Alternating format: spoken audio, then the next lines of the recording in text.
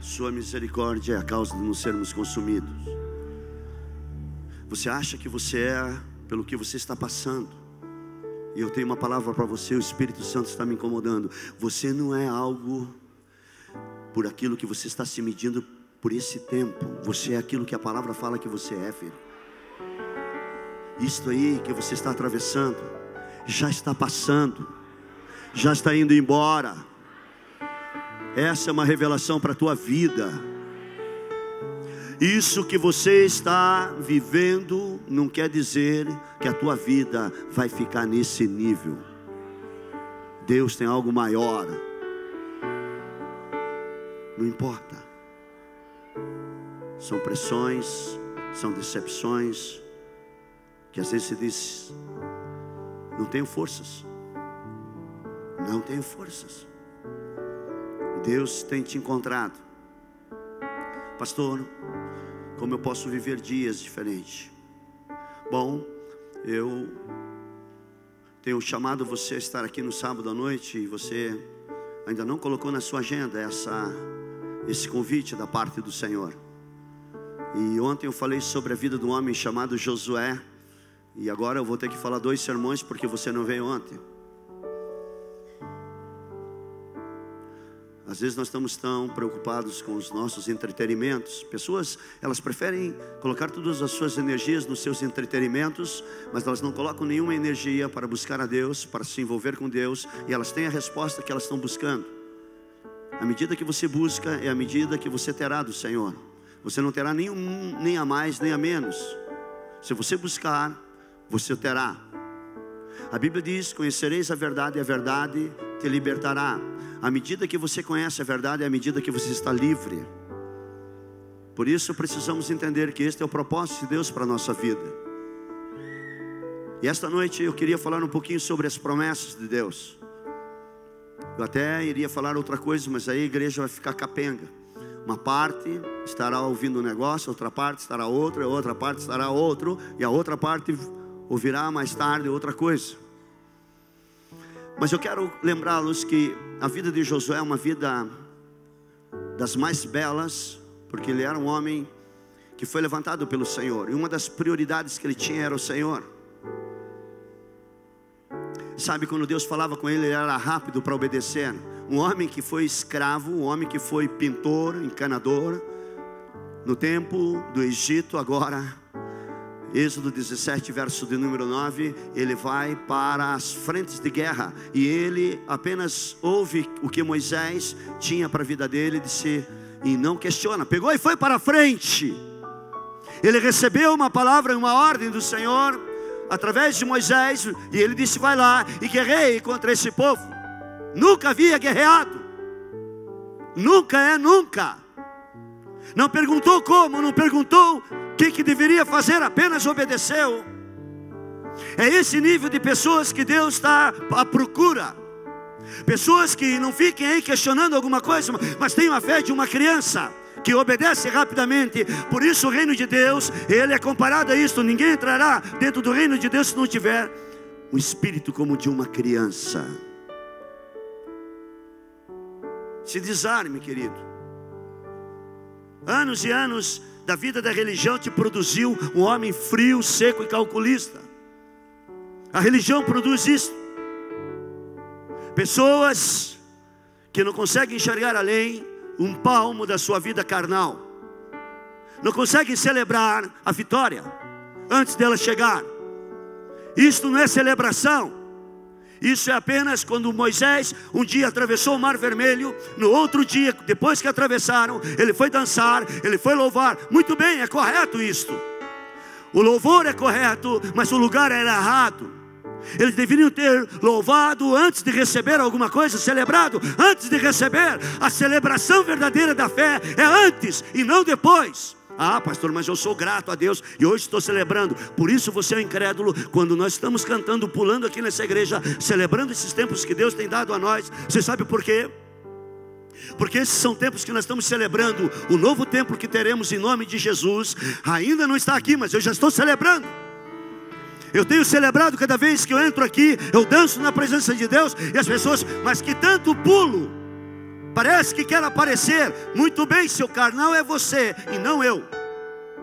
Eu faço para Deus, eu sei de onde Ele me tirou, eu sempre celebrarei.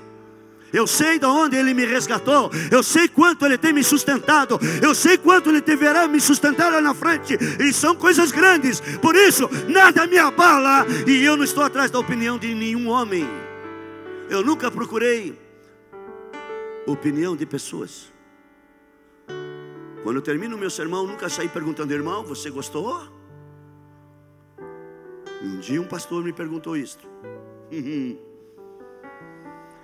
Como é que foi o meu sermão, pastor? Uma porcaria. Por que você quer a minha opinião? Se não foi Deus que mandou você fazer, foi uma porcaria. Está na dúvida? Nunca me pergunte. Você faça para Deus e ponto. Se alguém gostar, gostou. Se alguém não gostar, você não viva da opinião de pessoas. Pastor, o senhor é meio cavalo. Não, sou inteiro.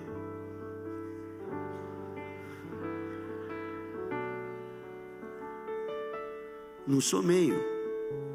Eu não estou atrás de uma opinião para você gostar de mim ou não. Você tem que andar no projeto de Deus. Eu tenho uma palavra do Senhor para esta cidade. Eu tenho um chamado para esta cidade. Eu não caí aqui de paraquedas. Eu não vim aqui sondar uma terra e depois disse: aqui é uma boa terra. Não, Deus disse: vai lá, fica lá e eu te levantarei. E quando eu cheguei aqui, irmãos, depois você corta isso aí, filho.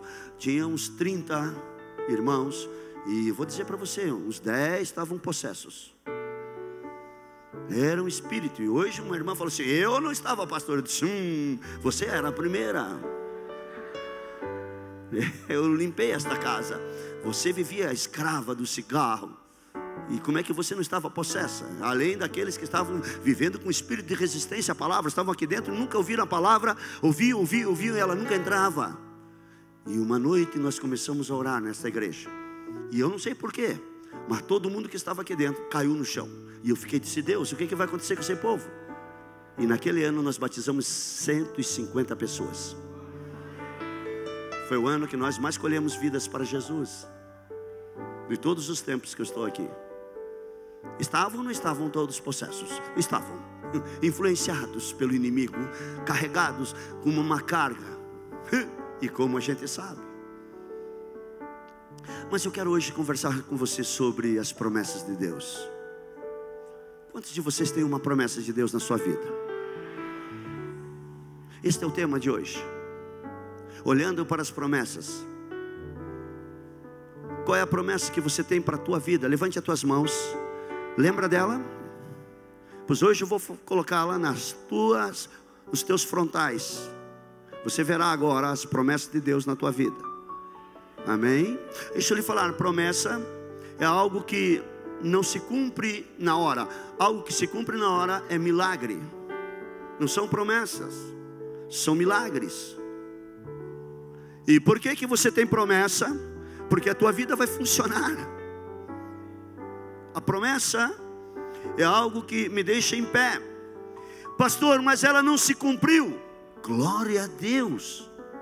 Este é o primeiro fato dela ser algo tremendo. Aliás, a Bíblia, ela está cheia de promessas. Deus é o Senhor das promessas. Se você olhar para a palavra, você receberá promessas, uma atrás da outra, uma atrás da outra. Queridos, Deus te trouxe aqui nesta noite para você entender algo que talvez você nunca entendeu na sua vida. 2 Pedro capítulo 1 verso 4 diz assim: pelas quais Ele nos tem dado as suas preciosas, grandíssimas promessas, para que por elas vos torneis participante da natureza divina, havendo escapado da corrupção que pela concupiscência que há no mundo. O desejo do mundo quer abalar as promessas.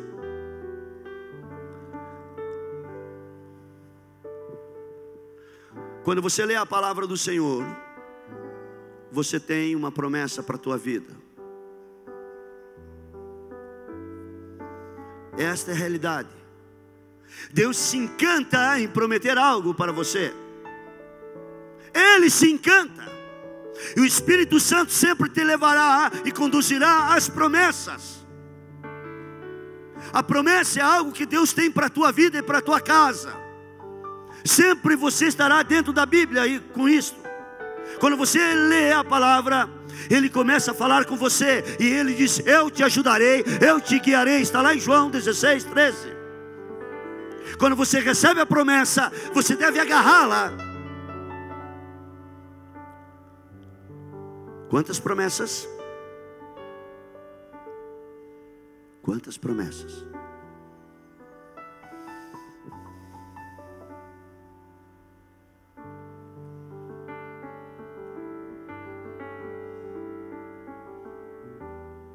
Jamais solte as promessas. Nós vamos exemplificar um pouquinho o que é uma promessa. Você vai olhar para uma bola,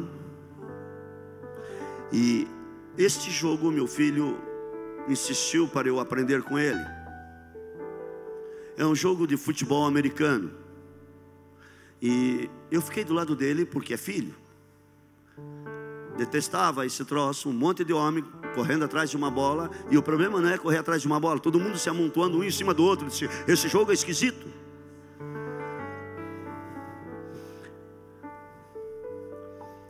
Mas aí ele começou a me ensinar algumas coisas. Eu disse: Espírito Santo, o Senhor quer me ensinar alguma coisa através daquilo que eu estou vendo? Sim. E eu comecei a prestar atenção. Eu queria que vocês prestassem atenção na bola. A bola é a promessa para a tua vida. Você recebeu esta promessa. Você pegou. E você tem que agarrar com todas as suas forças. Veja bem.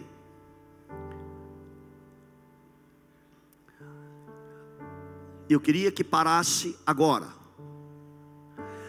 Esse homem pegou, recebeu esta bola. E quando ele recebe esta bola, ele tem um ataque furioso. Pode soltar. O 22, presta atenção. E ele vai, e ele corre, e ele chega no ponto máximo. Quando nós recebemos uma promessa, nós somos desafiados a sempre estar protegendo esta promessa. Ele corre com esta bola. A bola é a nossa promessa. Vamos por outro vídeo. O segundo vídeo mostra que ele não está sozinho correndo com esta bola.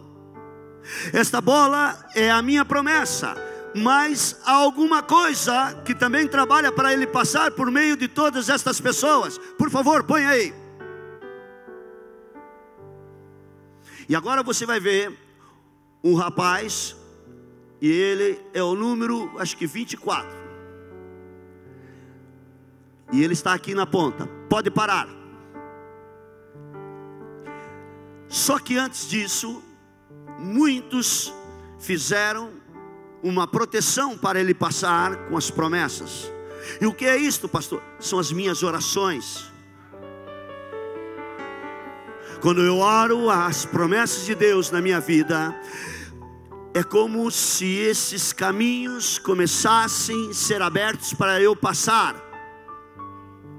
Quando eu recebo uma promessa de Deus, nós não podemos mais viver como aqueles pentecostais, sem nenhuma direção. Eu recebi a promessa de Deus, e Deus, eu vou casar o mês que vem, o ano que vem. Deus me deu uma promessa. Aleluias. Começou a tua guerra. Você tem uma promessa. Você terá que lutar contra o desânimo.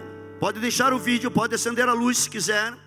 Você pode deixar muitas vezes o inimigo, ele começa a trabalhar com o desânimo, com a incredulidade, com as dúvidas, com as tentações, para que você largue esta bola.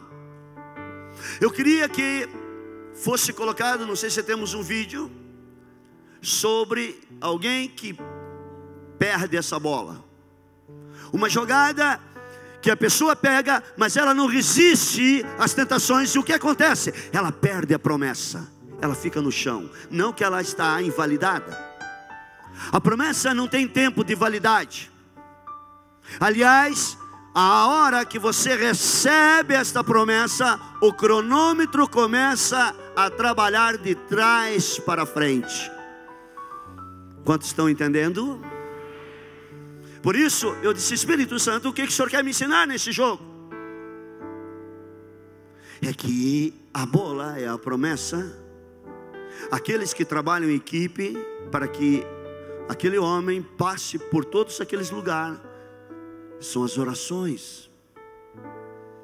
E o que eu quero mostrar para vocês nessa noite é que quando nós recebemos uma promessa, não é para a gente tomar água de coco e ir para a porta da praia e ficar lá dizendo: eu tenho uma promessa, eu tenho uma promessa, a minha promessa vai chegar. Não, você começa a ter ataques. Eu tenho promessas de coisas grandes nessa cidade, e os maiores ataques estão acontecendo neste ano na minha vida. Estavam, e todos eles estão sendo vencidos por uma persistência, pela oração. E a promessa está na minha mão. Eu não abri mão desta bola. Qual é a promessa que você tem? Vamos lá a esse vídeo. Olha só. Esse rapaz pegou a bola e olha o que ele faz. As pessoas, e ele perde a promessa.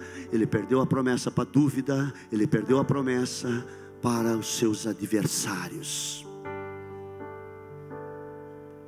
Podemos apagar aqui um pouquinho, por gentileza? Obrigado. Pode soltar. O que eu quero exemplificar é isto. Nós vamos ter sempre ataques quando estivermos vivendo com as promessas. Quantos estão entendendo o que o Senhor está falando com você nesta noite? Porque às vezes diz: pastor, eu tenho uma promessa, mas nada aconteceu na minha vida. Eu quero dizer para você: está acontecendo. Está acontecendo. Não importa. Ele não larga todas as tentações. E quando ele vacila, quando ele não tem uma proteção da oração, ele perde. E essa bola vai para o chão. E essa bola, não se esqueça, é a minha promessa, é a tua promessa. E o adversário pega e sai correndo com a tua promessa, e você fica frustrado. Obrigado, queridos. Fala para o teu irmão: jamais solte a promessa. Primeiro, porque ela é grandiosa. Segundo, porque ela é preciosa. E sabe por que ela é preciosa? E a palavra de Deus diz que ela é preciosa porque ela é como uma pedra preciosa. Ela não perde o seu valor com o tempo. Você tem o tempo que trabalha muitas vezes na tua mente. Lembre-se que ela é uma mega promessa que enriquece a sua vida. Quando você recebe, não se esqueça, você terá que agarrá-la e orar. E à medida que você vai orando, querido, você vai atravessando, você vai fugindo de todos os obstáculos, da tentação, da dúvida, dos desânimos. Talvez aqui nesta noite há algumas pessoas que estão vivendo dias que têm promessa do Senhor, mas vivem desanimadas, deixaram essa promessa, estão vivendo como religiosos dentro de uma igreja. Entram aqui para assistir um culto e não para celebrar a sua vitória, que em Cristo Jesus o Senhor diz que já é tua. Agarre a tua bola, não importa os golpes, não importa nada. Esses homens, eles são treinados para receber golpes e mais golpes. São treinados. Eles são fortes.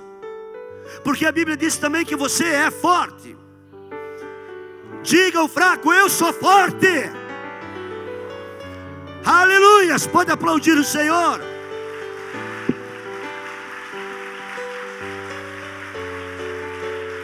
Levante as tuas mãos e diga: cada promessa que Deus tem me dado, eu tenho que combater muitos adversários, mas esta promessa, ela se cumprirá, porque fiel é o que me deu a promessa.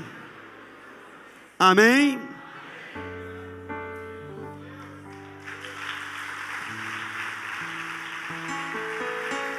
Pastor, e quem não tem promessa, não tem nenhuma luta, e não sai do lugar, e não tem sonhos, está esperando só a morte chegar, e não sabe se vai para o céu, porque vive impaciente, distraído. Nenhuma promessa talvez tenha se cumprido na tua vida até hoje, mas uma promessa é algo que vai acontecer, e ela já tem uma hora que começou a correr o relógio de forma regressiva. Amém? Ela não se corrói com o tempo, ela não é como ferro, como cobre. Agora nós muitas vezes temos promessas de pais, de pessoas ricas, de patrões, e nos fiamos sobre essas pessoas, fazemos acordos. Essas promessas, elas se perdem com o tempo. Agora as promessas de Deus não têm validade. Jamais solte a sua promessa, jamais, jamais. Espere em Deus e você verá. Espere em Deus. Quando você está esperando no Senhor, algo sempre vai combater na tua vida. Esperar em Deus exige uma força. Esperar em Deus, você terá que ter força. Algumas pessoas querem só a facilidade. Esta é uma geração da facilidade. Por isso a Bíblia diz em Isaías 49, verso 23, que o Senhor está falando a Israel algo interessante. Ele diz assim: reis serão os teus aios, e as suas rainhas, as suas amas, diante de ti se inclinarão com o rosto em terra, e lamberão o pó dos teus pés, e saberás que eu sou o Senhor, e que os que em mim esperam nunca serão confundidos, nunca, jamais serão envergonhados, jamais e jamais.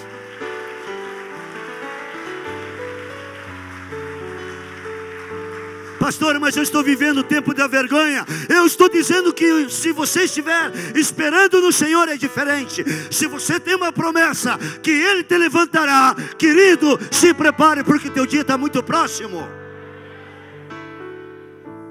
A história tua não está terminada. O Senhor disse: não serão envergonhados. No hebraico quer dizer confundidos, quer dizer envergonhados. A tua história não terminou. Se você está agarrado na promessa, no amor de Deus, querido, fica tranquilo que as coisas vão entrar, vão se encaixar, e elas serão melhores do que você jamais poderia imaginar na tua vida. Jamais. A promessa é uma garantia que em algum momento ela vai se cumprir. Pastor, você tem uma mega promessa aí. Seja valente. A história não se acaba quando nós recebemos a promessa. A história acaba quando ela se cumpre na nossa vida. Então Deus dará outra promessa. Quando Davi viu Golias, ele decide derrotar Golias. Ele tinha uma experiência agora de uma forma superior, porque ele tinha uma promessa que ele seria rei. O Senhor unge esse menino, e esse menino vai enfrentar algo grandioso na sua vida. Eu quero lhe dizer nesta noite, às vezes você já foi ungido para algumas coisas, e por que as coisas não aconteceram? Davi, ele teve que enfrentar um gigante. Mas há algumas pessoas que quando querem alguma coisa entram em pânico. Davi, ele foi enfrentar um gigante, ele sabia que teria um lucro naquilo ali. Depois ele é perseguido. Davi, depois que recebe a unção de rei, ele é fugitivo, ele é caçado por todos os lados por um homem que se chama Saul. Um espírito de ciúmes. Queridos, a Bíblia diz que um outro rei chamado, um homem de Deus, chamava Josafá, um homem que ouvia a voz do Senhor. Deus dá uma promessa que ele venceria seus inimigos. Mas a Bíblia diz em 2 Crônicas 20:20, você sabe disso, e eu também: crede no Senhor Deus e estarás seguros, crede nos profetas e prosperareis. Querido, a visão é algo que precisamos aprender a ter.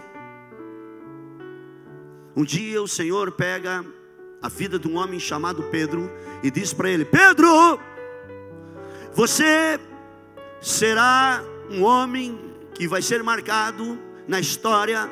A sua morte será uma morte estranha. Você será mártir. Vão te crucificar, vão fazer alguma coisa com você. Mas eu tenho uma boa notícia para você, meu querido. Você morrerá velhinho. Então ele recebe essa visão. Em Atos capítulo 12, verso de número 5, diz que esse homem estava numa cadeia. E agora ele tinha uma sentença. E a igreja orava por esse homem. Herodes estava para apresentá-lo na mesma noite. Pedro estava dormindo entre dois soldados, acorrentado numa cadeia com sentinelas à sua porta da prisão. Herodes, ele desconhecia que esse homem tinha uma promessa de Deus. Só que uma noite anterior, Tiago havia sido morto. E agora era a vez de Pedro. Pedro iria ser morto no outro dia. E por que ele está dormindo? Porque ele tinha uma promessa que não havia sido cumprida. Ele diz: vai deitar, porque a minha promessa ainda não se cumpriu e eu não vou morrer. Eu não morrerei enquanto essa promessa não for cumprida.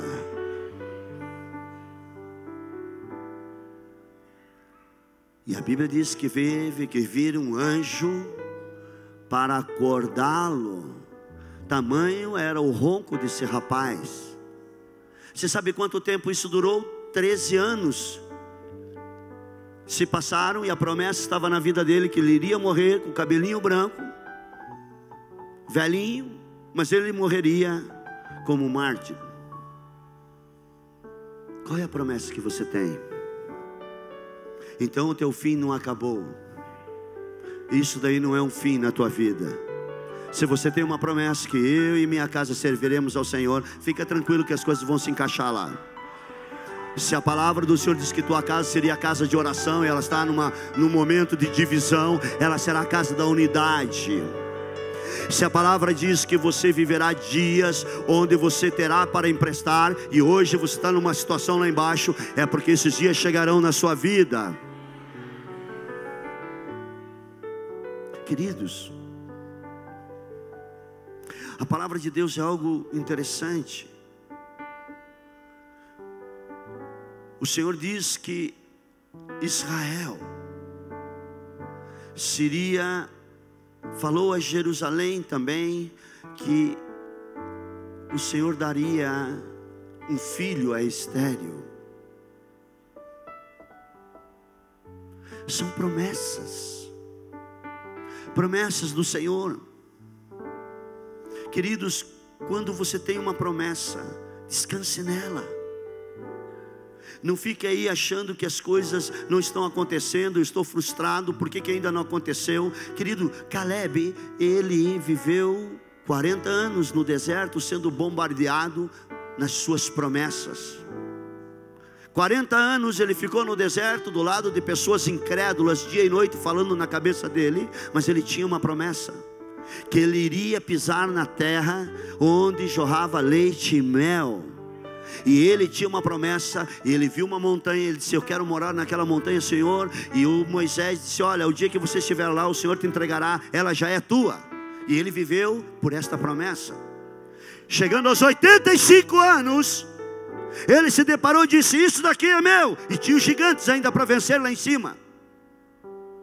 E ele vai para lá, ele vai para frente, e aquilo se cumpre na vida dele. Querido, o deserto está cheio de pulgas, de escorpiões e de pressões. Esse homem venceu tudo isso. Ele tinha uma promessa. Ele tinha uma promessa de Deus, que ele estaria lá. Ele sabia que aquele tempo era só um tempo, não era uma vida ali. O vale é para passar. O vale não é para você estacionar e ficar choramingando aí. Você tem uma promessa da parte de Cristo, e você tem que viver como um homem que tem o espírito de Caleb. Lembre-se disso. 40 anos, ele e Josué estão agora indo para frente. Por que isso se cumpre na vida dele? Porque ele não se deixou levar pelo deserto. Ele não se deixou, ele não focou a sua vida naquilo que era momento que ele não podia olhar. Ele tinha que olhar para as promessas. Você que está no berçário é para ouvir o que Deus está falando, e não para ter outros tipos de conversa.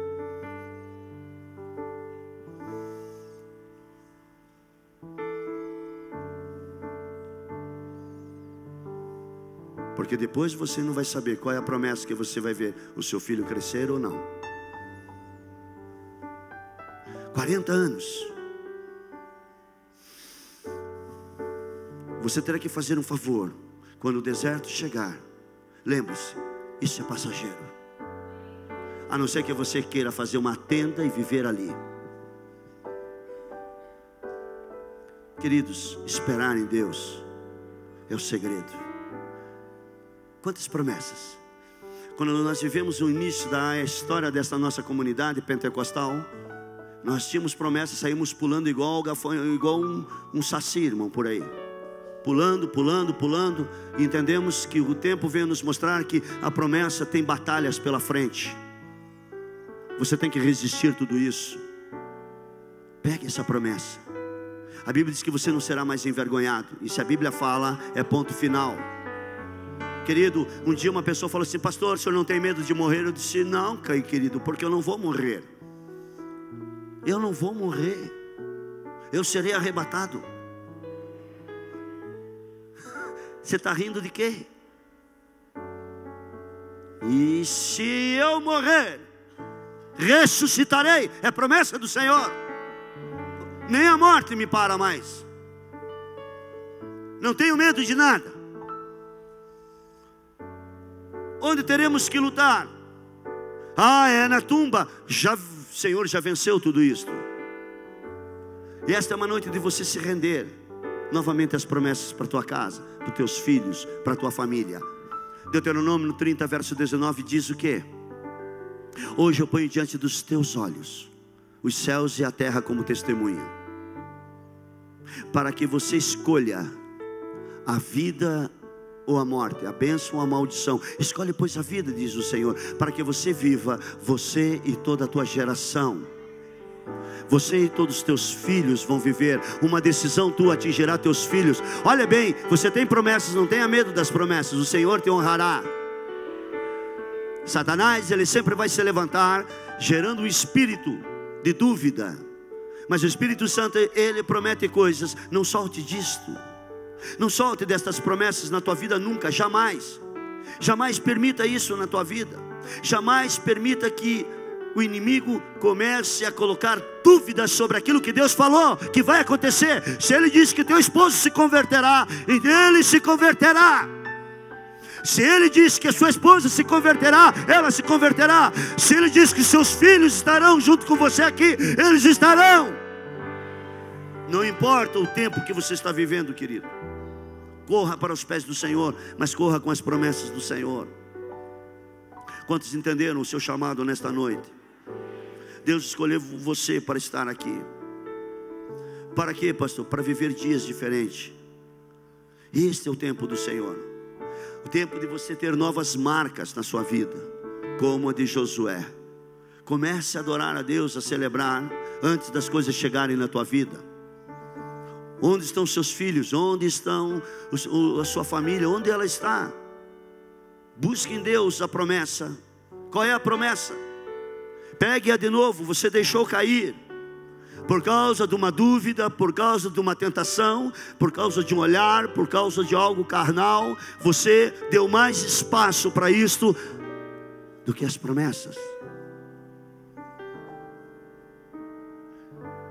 Observe o que Deus tem para a tua vida. Não abra mão. Ele é Senhor, Ele é Rei de Reis. Ele te chamou para ter hoje um encontro com a sua promessa. Eu deixo aqui esse desafio nesta noite. O desafio de você viver pela promessa e não abrir mão dela. Qual é a promessa? A Bíblia diz que bem-aventurado é o homem que teme ao Senhor e que anda nos seus caminhos. É a promessa de felicidade. A promessa da felicidade. E por que você não é feliz? Porque você largou.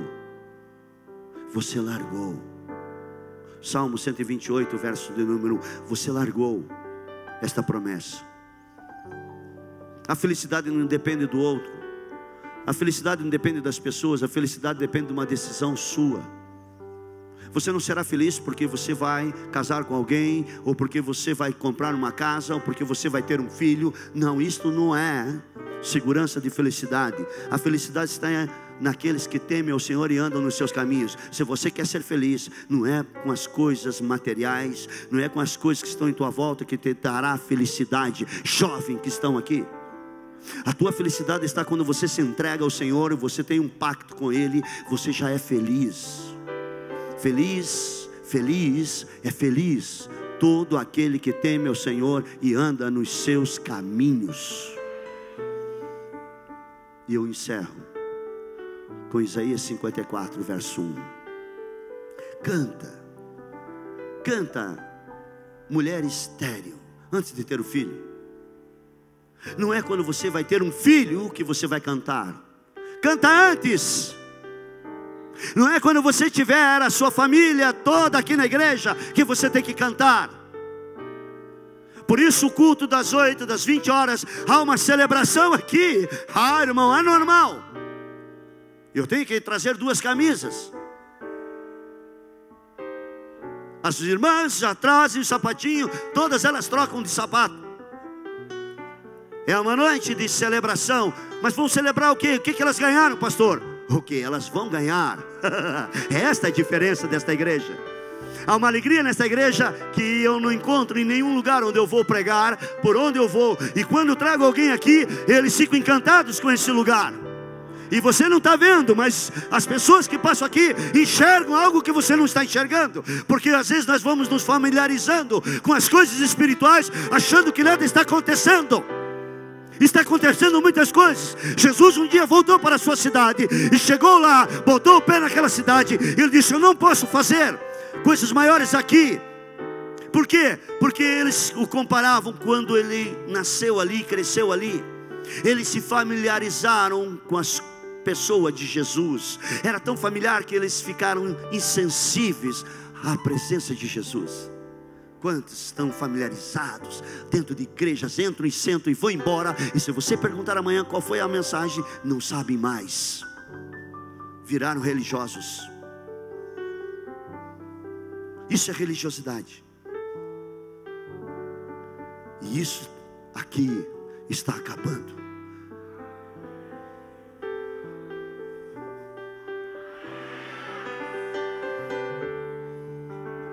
Qual é a sua prioridade? Fique em pé. O pessoal está me xingando que xingando é expressão de mineiro. O dia quando eu vim do sul e falaram que eu estava xingando alguém, eu disse: eu nunca falei um palavrão. Isso era o velho homem. A minha boca era muito suja. E o Espírito do Senhor colocou uma brasa e eu nunca mais falei um palavrão. E mineiro fala xingar, porque nós estamos na internet e vai para o mundo inteiro. Xingar aqui em Minas é um costume de mineiro estranho. Eu já nem sei qual é o termo que eu posso trocar pelo xingar mais, porque eu estou aqui há muito tempo, vim do sul, já não sei mais o que é isso. Segure a mão desse irmão.